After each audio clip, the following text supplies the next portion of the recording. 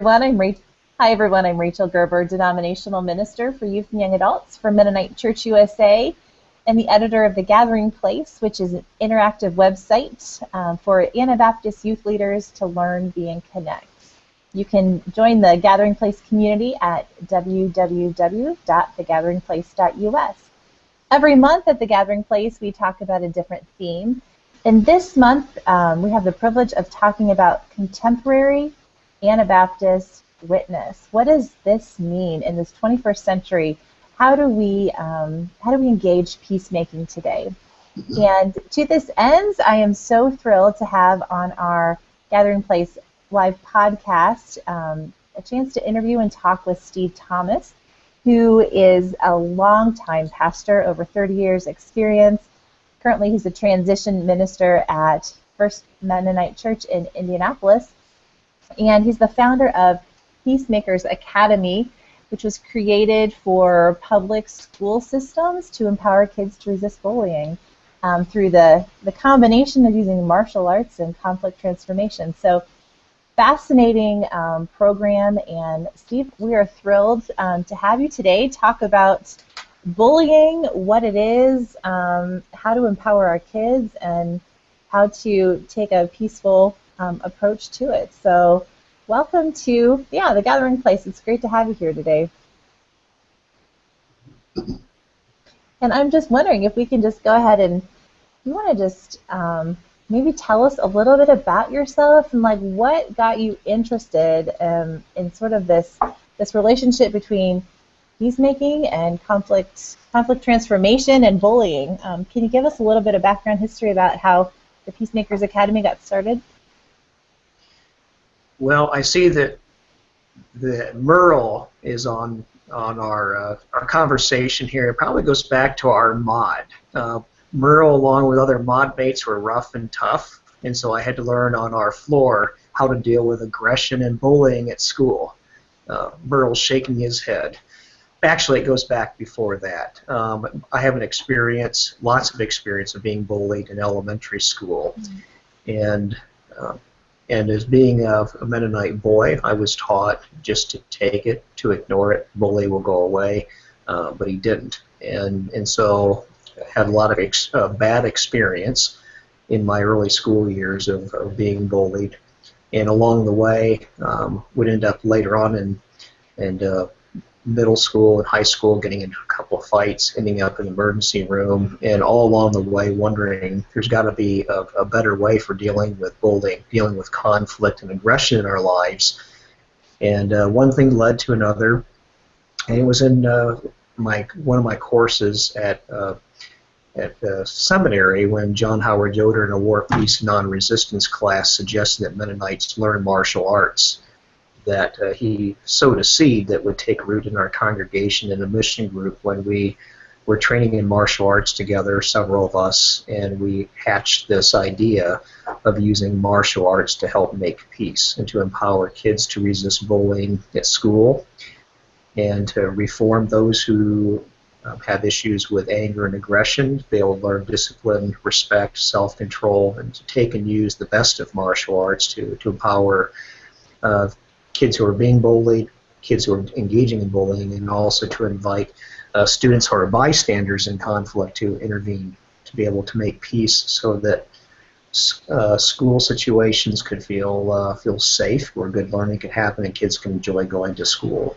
Because for years I didn't enjoy going to school because of the bullying. So it began a lot of my own personal history of pain. Yeah. So what do you say to those folks that consider martial arts as violent, or a sort of a non-peacemaking process? Can you tell us a little bit about why martial arts? Like why did John Howard Yoder say that, or yeah, Mhm. what led to that? Well, the first I heard him mention that idea in our course, it seemed like a crazy idea. Why use violence to stop violence if we are committed to the way of peace? And so it didn't make sense until later, years later, when studying martial arts, would realize that what we see in the movies, that people's popular conceptions are largely based on media presentations of martial arts. Fighting arts, whereas the best of martial arts tradition really embody a philosophy of nonviolence and teach specific techniques as a way of controlling aggression in ways that are meant to make peace. And specifically, the art that John Howard Yoder would often refer to is the art of Aikido, which translates the art of peace. And where Sensei Yeshiva, the particular founder of that school, was actually taught children and youth his form of martial arts, Aikido, as a way of actually forming a culture of peace. And so Aikido, along with other arts, really are about empowering people to live in ways of nonviolence rather than to engage in violence. That's really interesting. So can you tell us then a little bit about your curriculum that you started with this Peacemakers Academy, and that you wrote, yeah, to go along with that? Like, how do you actually engage the students, or can you just sort of step us through that? Well, our work began in our local Boys and Girls Club of Goshen, Indiana. We were invited as a congregation to reach kids who were at risk in the community of being engaged in games, drugs, violence. And so martial arts has a real appeal to certain children and youth.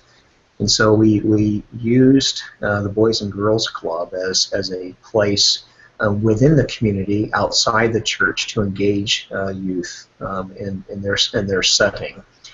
And we would run a program there for 4 years, teaching basic Taekwondo, the art that I train and teach in. And one thing would lead to another, where after the Boys and Girls Club, we would eventually be able to construct our own academy, which we would name Peacemakers Academy. And so we would teach traditional martial arts, but we would infuse in the training teachings and techniques on conflict transformation. And then over the years, we would develop our own curriculum, outlining exercises and lesson plans, material that could be incorporated in a traditional martial arts class. That also led then to running this at Oaklawn Psychiatric Center for 9 years. So I taught this curriculum there, working with children and youth in their intensive inpatient program, using martial arts in the program as a way of helping people get into their body, because often trauma or injury happens there, and so using more of an embodied pathway of bringing healing and growth and learning into the lives of children and youth. So we used our academy as an after-school program to go along with a program that we eventually develop and run within 3 school buildings, working with 4th and 5th graders once a week through the school year. And then we had evening classes open to anyone in the community, both for youth and adults. And then we would take and also use this periodically, kind of standalone workshops or series in congregations. So trying to use the curriculum and to deliver it in a variety of ways at the academy, in schools, Oaklawn, and in churches and other organizations in the community. That's great. So maybe let's just back up a little bit. Can you tell me about, like, do you have any stats on bullying? Who does it touch? Do you see any sort of patterns with that? And you said something about, like, drugs and gangs, like how do they all tie together regarding, bullying and Okay. ways of coming to that? I'm just turning to the preface in our teacher manual, going back to stats. In 2010, I'm not sure what they are now, but roughly the U.S. Department of Health and Human Services find that just under 30% of students have been in a physical fight, 23 have been bullied on school property, and 18% of students in Indiana have carried a weapon at school in the last 30 days. And so and that 1 out of 3 students roughly experiences bullying in some way, as either being bullied, being the target, or the one engaging in bullying as the aggressor. Those are kind of the stats that are given. It's very much more pervasive than most people realize.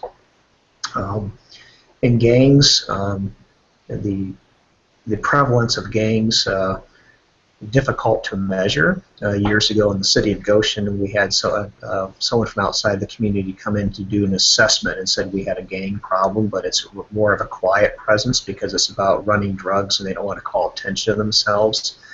But there's been a lot of violence between some gangs. The high school that I went to, Concord High School, close to Goshen, one of our instructors works in the cafeteria, and they say they have on average 1 fight every week in the high school cafeteria, and most of it's gang related. And so we were wanting to use our program, and the psychiatrist that we consulted with, who has the School for Martial and Meditative Arts, I consulted with him in the beginning because he found that in his studies, martial arts provides a positive alternative to gangs, because martial arts, with its training and its system, has some of the same appeal of what kids are looking for a gang, so it becomes a positive alternative. So the city of Goshen actually funded our program to reach out specifically to 5th and 6th graders who are being targeted by gang recruitment, and identified by the school system, enrolled in our after-school program in linking gang activity with children. Wow. And what kind of results have you seen? They're difficult to measure. What we have observed and what teachers and guidance counselors report, that when the kids are engaging in training in a sustained way, it typically brings their confidence up. They feel more kind of empowered to be able to face into problems, do problem solving, deal with interpersonal conflicts, and what that does then to impact their self-esteem. For example, we like to tell the story of Blake, who gives us permission to tell his story. As a 5th grader in the school just down the street from the congregation where I pastored for years, he was frequently bullied, and he just carried himself very slowly. He would walk with his head down. He felt very poorly about himself, wasn't doing well in school. And then it happened at one time when this guy who would frequently bully Blake on the playground came up to him. Blake stood back into what we call our safe stance that we teach him. He engaged the person who was bullying him in a safe, assertive stance, and by standing up for himself, that created a turn. The person who was bullying him left him alone from that point. His parents wrote us a letter saying that his chin came back up, and his teacher sent us a letter saying that it really impacted his ability to pay attention, be engaged at school, and his grades came up. And the school principal, who actually witnessed this altercation on the playground and saw how Blake handled himself, invited us to come to the school there to begin working with students after school, and that was the beginning of our work in school system, coming as a result of the principal there witnessing how one of our students was able to stand up for himself in a way that was respectful but assertive and created a turn in this abusive relationship. That's wonderful. I mean, even if it, I mean, I'm sure that this program has touched countless lives, but you know, it's worth it even if it touches and changes that one. You know, like Blake. I mean, that's a beautiful story on how something that yeah is so heartbreaking every day to learn and to be able to empower a student to not only stand up for himself, but then how that then changes the rest of his school day and what he can engage in and how he can learn and be present. So That happened back in 2002 or 3, I believe, and just last month, a contractor working on our retreat house who knew this Blake said, "I want you to know, Steve, that as a student later on in years, he actually would go so far one time when kids were being bullied in the neighborhood to actually intervene and be a peacemaker."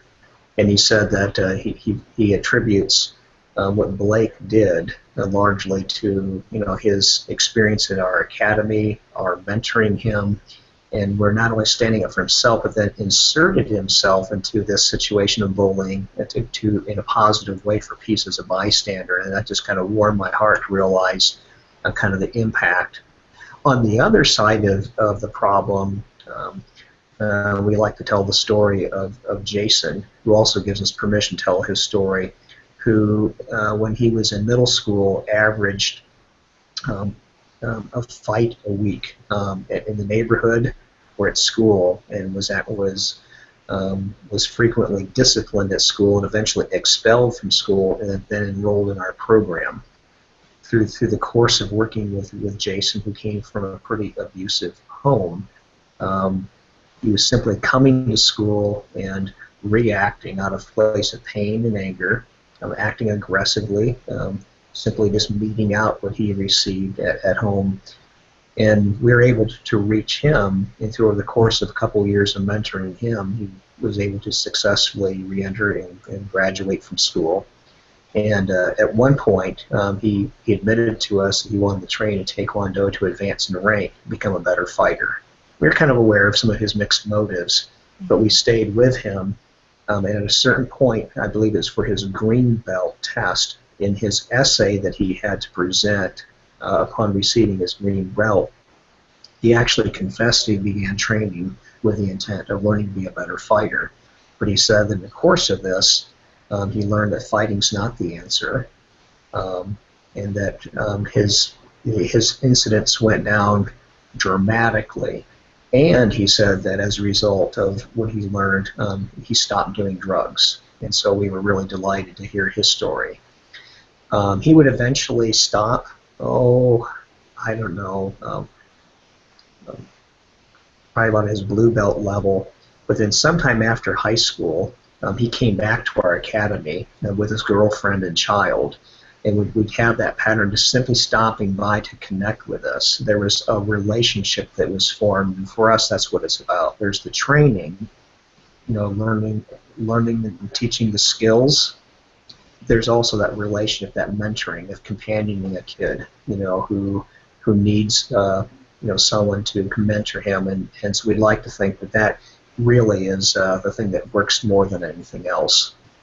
absolutely, it leads to that glue, which is what it's really all about, is relationship and touching other lives and forming those deep bonds. So that's awesome. Now, I noticed in the curriculum that you created, it's broken into 3 different parts, which is pursuing peace, managing oneself, and engaging others. Can you tell us a little bit about why those 3 sections and sort of what the take is between each? The first section on pursuing peace is simply kind of lays out the groundwork, or kind of the fundamentals of thinking about peace, respect, esteem, conflict, violence, nonviolence. So it just kind of lays the foundation, but it's really the second and the third sections are learning how, in the second section, how to manage oneself, of having an awareness of how you're reacting in a conflict, and then focusing on courage, self-control, confidence, some of the things that martial arts teaches at the core, along with respect. And what these actually look like in practice, and teaching very specific skills for managing yourself to be able to control fear, anger, and aggression in conflict. And then engaging others, it's a section on basic communication and problem-solving skills. And we have exercises in every lesson coupled with martial arts skills, and then a story, and then we engaged Aaron Ratzloff, a Mennonite cartoonist, to actually create a cartoon strip for every lesson. So in our student manual, we try to reduce the concepts and skills in a very simple way, and to illustrate with a cartoon for our students. That's kind of the sequence. And then all of the last session is kind of looking at character, where we focus on endurance, strength, love, reverence, and being a peaceable person in life. That's kind of the flow of the program. I love what you have here. I think it's just so well written and so well rounded. And I wish everybody had a had a copy of this. And I will make it available. I mean, we Sure. have it as a copy left provision, where people are free to copy and use it however they like. And so we're happy to circulate PDF versions of the manuals. In the school program, all students would actually get a hard copy, kind of workbook, and then the teacher manual. And I should say that while it began with martial arts, as we developed the program to be run in our public school system, educators were asking, do you have to be a martial artist to actually lead this? And that led to us to actually rework the curriculum, so it's not dependent upon martial art skills. And so the manual is actually written more for an educator, and drawing on some skills, some pieces of martial arts, but it's not. It doesn't require that. Yeah, that's a really helpful caveat to say that anyone can pick it up and lead it in their context. So at the Gathering Place, we're a group of pastors, youth pastors, faith formers, parents, and so, what would you say to, let's just say, a youth pastor or a parent that comes to you and says, my kid is struggling, but I don't necessarily have time to get into, the whole of the curriculum that you have here, or my kid's just not at the place right now where he or she is going to sit down and we can work it through together. What would you say to that parent? Like, what would be some next steps on how to help that child attend to a bullying issue? Well, one, to realize that they're not alone. That's a very pervasive problem, and there are a few things that get to a parent more than when his or her child's being bullied at school. And so this request has frequently come from parents. And so what we like to do, especially if children, parents are in a congregation, is maybe think could we actually come into your congregation and do a workshop? And so I have frequently done a series within congregations working with youth groups. We also have built on this to actually do safety trainings to actually empower women to resist sexual assault. So at the congregation I'm serving here in Indianapolis, we did one last year. We're looking at doing another one in the larger community as a bit of a head turner to say, coming back to your very theme of the opening up on Anabaptist peacemaking, to take real world violence seriously and to provide alternatives to violence.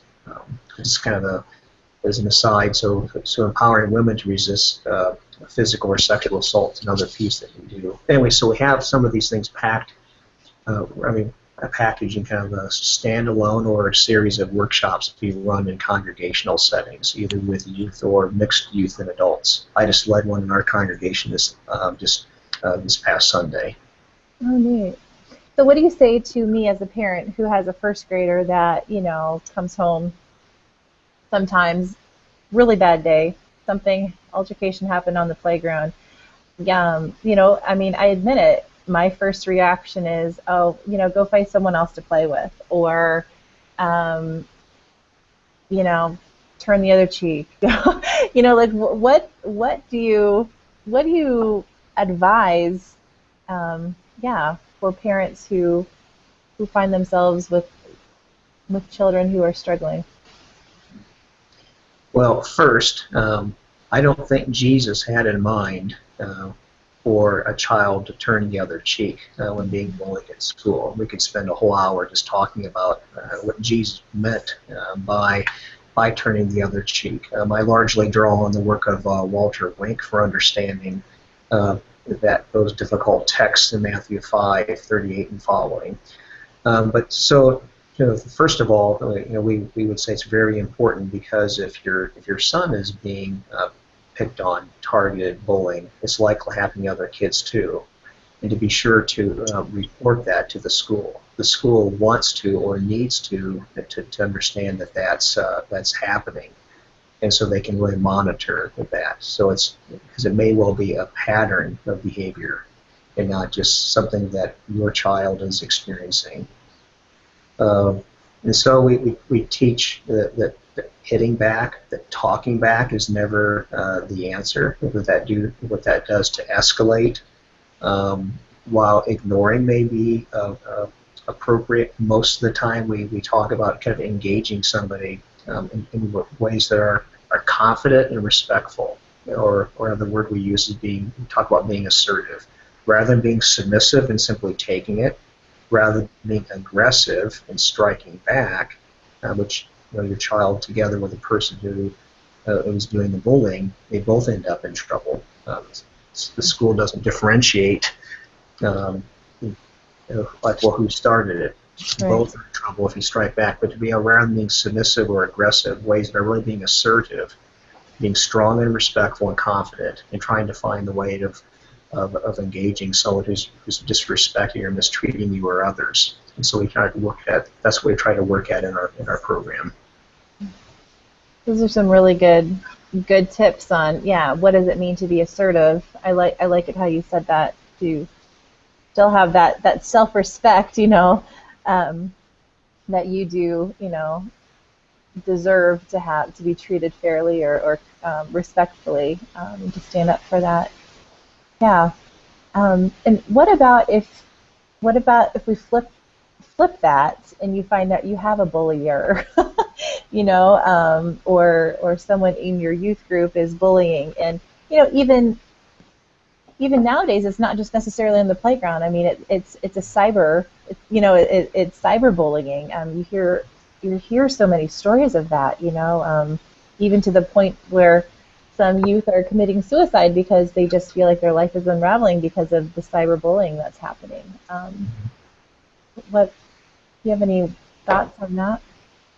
Well, what we do at the beginning of every lesson, when we actually are teaching, whether it's in the classroom or in our academy, we're running a class, when students come to attention and assume this stance at the beginning of a class, they actually bow to each other, and they is kind of based on kind of the Indian greeting Namaste. The divine or the God in me greets the mute. It's about recognizing, but it's a martial arts gesture of respect. And so then we have these kind of ritualized ways of actually trying to teach and form respect, and helping someone who, for example, is disrespectful, angry, and aggressive in his or her treatment of other, to recognize other for who she or he is. And we teach that all of us are to be treated with respect based on who we are, and then from a faith perspective, we'll often say that from our faith perspective, we believe that we're created in the image of God, which makes us all beloved children of God. That makes us all one family together, in this way of trying to teach respect and what that means and looks like, and try to define what disrespect is. the things that we say, how we relate, how we exclude other kids. And then in terms of our cyber presence, recognizing how especially damaging that is, because once it's out there, it can't be taken back, and how quickly it can spread. And as you've touched on, the whole increasing problem of bullycide, where it's become so painful, the violence is so great that it actually leads kids to that desperate point where they take their own lives. Mm-hmm. I think the problem is significant enough that we ought to describe it and make it a new ism. When we think of whether it's sexism, militarism, we think of these things that are very significant social problems, and I'm wondering if we might make the whole problem of bullying into a new ism. I describe it as shameism. That is aggressive behavior that is meant to make others feel small, to make them worthless, helpless, hopeless. It's behavior that humiliates others, puts people down, and puts them in a place of dishonor and disgrace. And so one of the things that I'm wondering if we might want to do is really to help reframe the problem and make it more serious than it's often portrayed. That it's not just boys will be boys, girls will be girls. That we're engaging in something that can be akin, like whether it's in cyberspace or at school, like shame campaigns. Where people are singled out and they're marked, they're tagged. Whether it's Nathaniel Hawthorne's Scarlet Letter, tagging a woman with a large A, or Jews being tagged by the clothes they wore, or at Columbine High School in Littleton, Colorado, when the kids who would eventually strike back were tagged with ketchup, when they were publicly shamed and humiliated, and then eventually strike back, as they did in 1999 in Littleton, Colorado. These are the kind of incidents that follow after bullying when it's not taken seriously enough. And so now schools are catching on, recognizing it has to be taken seriously. There are huge liability issues that are now getting their attention. Right. And how would you define a difference between bullying and just picking on? Is there a difference between that, or bullying, saying something as opposed to picking on, if it's just something like an isolated incident that happens between two kids, that's not necessarily bullying. What makes it bullying is when it happens repeatedly. It's a pattern, and generally where one is in a position of power over and against another, and there's intent to actually harm, to humiliate, to hurt, in that kind of targeting behavior. So it happens over time. It's repeated. There's a power imbalance, and it's meant to hurt or harm others. Merle, do you have any questions for Steve? Yeah. Two things. One, the whole theme of retaliation is something that I feel is insidious. It's such a widespread and complex issue. When it comes to bullying, we often see how retaliation comes out, and we think of it more as in a physical response. Of course, it's emotional. It's a variety of ways, but it just feels like, as Christians, and I think especially in young people, it really is. We sometimes, I think, approve of certain types of retaliation. Mm-hmm. And I wonder how do you engage with the broad aspect of retaliation, not just in the physical encounters, but in how we relate. And is that a fairly intentional? Is there a section on just retaliation itself, or is that just something that you feel has its fingers in so much of your Peacemakers work? You understand what I'm asking? Yeah. Well, I mean, it's a basic instinctive reaction When we think about the fight-flight reaction, to flee or fight, when one is hurt, when one is threatened, to strike back. That's one of the two instinctive reactions driven by fear and anger. So we talk about, as a matter of principle, that when you strike back as an act of revenge, what you do, you are, one, it's a form of aggression. It's not respectful. So to talk about matter of principle, that it really violates the ethic of respect that we're trying to teach, a way of peace and nonviolence. And then, but to really demonstrate that it doesn't work, we focus on the practical implications. When you strike back, when you try to come back with revenge, as normal, as natural as that may feel, it actually does not really help you out. And the way I do this is a demonstration. I just did this in a class at Goshen College just a couple days ago, when I have someone assault me, and it ends up with a soft takedown, and I actually restrain the person on the floor, talk the person through, with my intent of, I don't want to get hurt, and I don't want to fight, and actually to help. Once that person is giving me his word in this case, that it's not going to try to hit me again, I actually restore him. It seems counterintuitive. Why help the attacker? And when we talk about that as an exercise, you can see when you're restoring the person who is targeting, who is active aggressive, or who means to hurt and who harms you, you're actually creating a sense of wonder. You're creating a turn rather than continuing the cycle where the violence escalates. Mm-hmm. So to actually demonstrate that by trying to respond in a way that's respectful, it's more likely to call forth more respectful response, and actually helping the individual up. And so we have a demonstration to actually try to help kids actually see how it's to your advantage not to act in a way to strike back or to commit revenge. And then another way we'd like to talk about revenge, we have an exercise based on Mahatma Gandhi's teaching that an eye for an eye makes the whole world blind. And we have kids going to form a group where one pokes the eye of a student.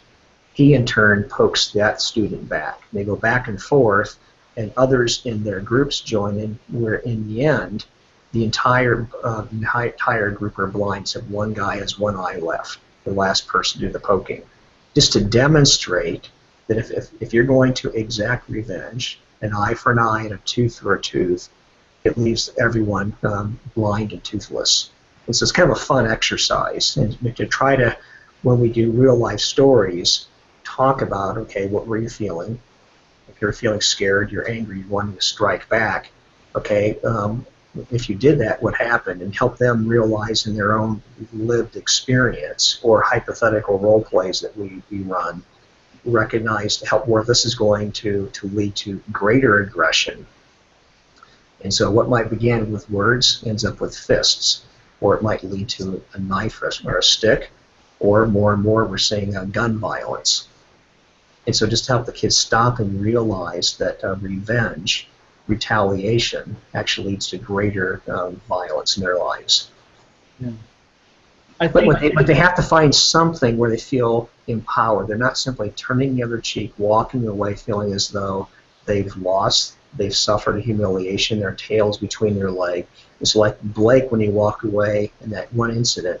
He walked away with his chin up, taking the higher road, and there was a sense of empowerment that he was making a choice, that he wasn't acquiescing, nor was he striking back. And so it's really critical that kids feel like they have a choice, they're empowered to do something different.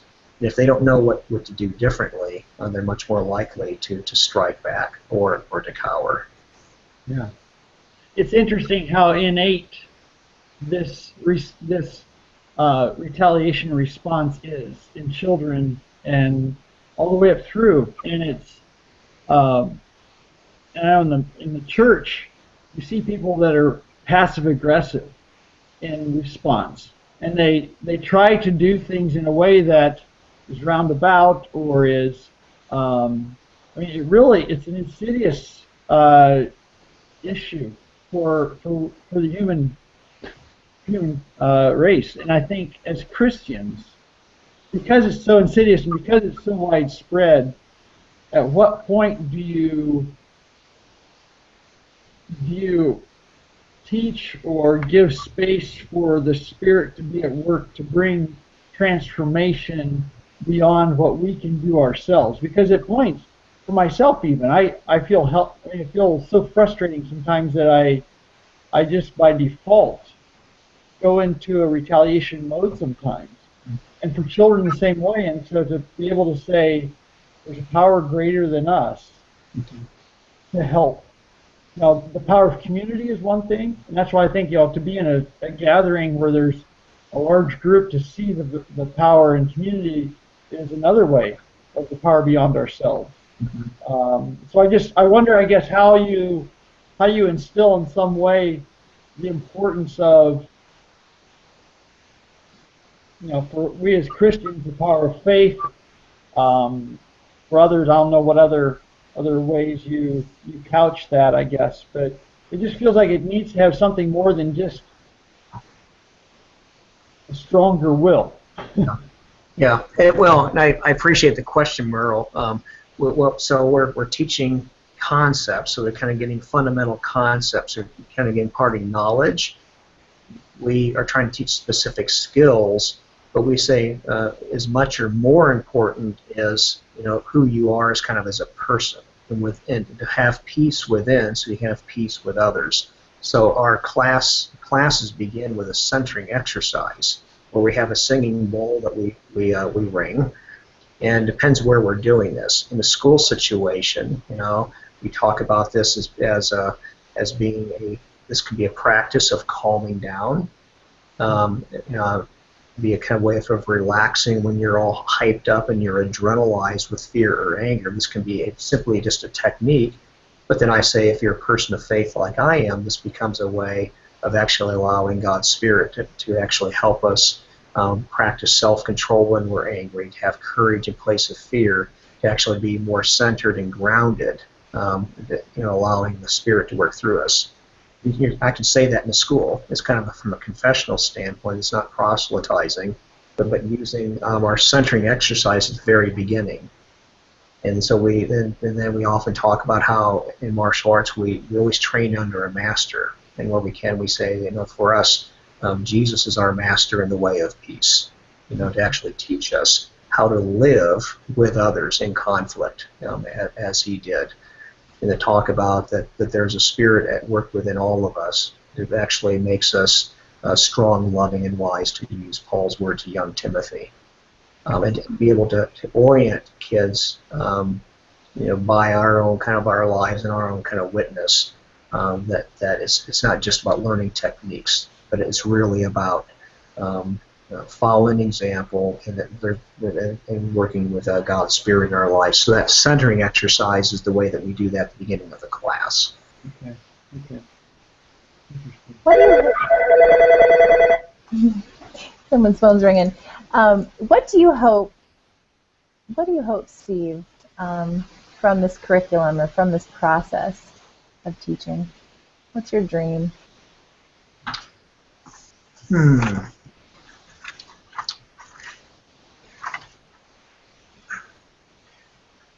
I want kids to be able to go through life where they feel free rather than feeling scared and threatened, where they feel safe, where they feel respected, and where they actually treat others with respect. And so we're actually creating, wherever we are, a community, a peaceable community.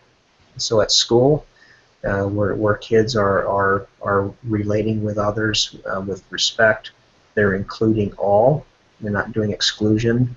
And exclusion, by the way, is just another more cunning way of practicing bullying, and that can be just as much or more injurious than the physical bullying that you often associate with boys.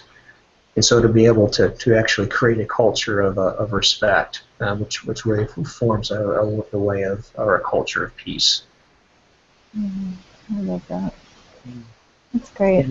And by doing this, I continue to have a problem with managing conflict in my own life, dealing with issues of anger. And so, as the author of Jonathan Livingston Seagull taught, we teach what we most have to learn. And so, I like working with kids and doing this because it keeps me on that path. And so I see myself as being a good steward of a lot of bad experience and wanting kids to learn through the example of those of us who teach, so they don't have to go some of these painful experiences themselves. But in the end, experience and pain is the greatest teacher. But if we can help some kids avoid some of that and learn from each other, learn from us, that's what it's about. Yeah. Well, I'm just really excited about what you have going on here, and such an amazing resource that I wish it was in my own children's school district, or so I'm grateful to have my hands on this curriculum to be able to look at it. Is there any way that, I don't know, do you offer, let's just say, if people from our Gathering Place community would be interested in getting trained to be able to start sort of programs or opportunities like this in their own areas? Well, for example, I was up at Kitchener-Waterloo. I've been up a couple times to do some things within their school, Conrad Grable, and their high school.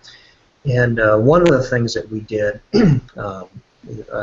over a weekend, we brought together some martial artists within the community who could get this, who they would have a vision or values for this. Brought together educators, social workers, and parents, and tried to bring together people who could be players to actually maybe shape their own program. And so, we left behind, our materials, and we did a workshop just to kind of get a sampling, just to help them connect and maybe see the possibilities and see what they can create. I don't know what's happening in that community now, but there was a fair amount of vision and energy at a certain point of trying to collaborate together, bringing people who had different skill sets together within the church community and the larger community who'd share this vision, and actually design programs to work in their own context. And if there are ways that I can be helpful in that, I'm happy to be involved in that. That's great. Well, thanks for all that you do, and I'm very grateful for the spirit that's alive and at work in your life that has empowered you to transform your own childhood into something that's benefited all of us. So I'm so grateful for that. Are there any last-minute words that you have, or Merle, that you want to ask Steve before we get off?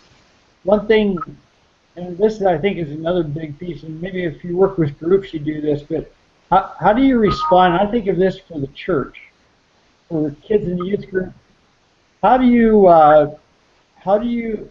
empower the silent observer of the world? That's a good one. How do you train or call them to, I wouldn't say account, but just to empower them to step in and not be that silent observer? Well, we do role plays. We set up situations, and where we create the triangle of the bully, and the bystander. And then when we do a role play, we invite those who are on the outside who are observing. If they are the silent observer or bystander, or worse, when they're chanting fight, fight, fight, and they're egging on, the bullying and to get into a fight, how they're actually participating, in this. So one, we teach them that if you are present, if you are there, you're in the role of a bystander, and you are responsible to contribute to what's happening in that moment by failing to do nothing. If you're simply silent, you actually then are party to the aggression. But then we say, okay, now what are some of the possibilities? And we talk about how it takes a lot of courage because there's risk. If you step forward then you run the risk of being targeted. And so we talk about how there's strength in numbers. And so, for example, the Columbine tragedy, that's one of our common role plays. We'll replay the incident that was the break point that led these two individuals to strike back with the violence that they did. And with students in that cafeteria that time in 1999, what they could have done, what the teachers and other people who were present could have done but didn't do. So by role plays, we actually have the kids, rather than for us telling them, here's what you do, where it's highly scripted, we actually say, you can know and have that confidence. And as from a faith perspective, I like to think that it's the Spirit that actually gives wisdom and guidance and courage, and to help them problem solve within themselves and among themselves of actually how to intervene. And so it's kind of fun to be able to do role play and actually have them step forward and speak and to engage. And then if they need some coaching, what not to do, what to do, we offer that on the side. Important piece. I think it's and that's another broad-based issue as well. Absolutely. Well, Steve, thank you so much for taking this hour to talk with us here and talk about bullying and, positive peacemaking ways in which to empower ourselves, empower our children, empower our youth to, to transform conflict in the best way possible. So, do you have any final words for us here? Well, thanks for the opportunity, and again, I'm happy to pass along whatever materials, so you can post links to our materials. People can email me, call me, and I'm happy to provide whatever materials I can, or to come and to lead a workshop, or to think with you about how you can start something in your own community or congregation. That's wonderful. We're so grateful for that, and we're very thankful again for what you do, and for how you're changing not only your community but the world as well. So thank you again, and until next time, goodbye. Thank you. All right, see you guys.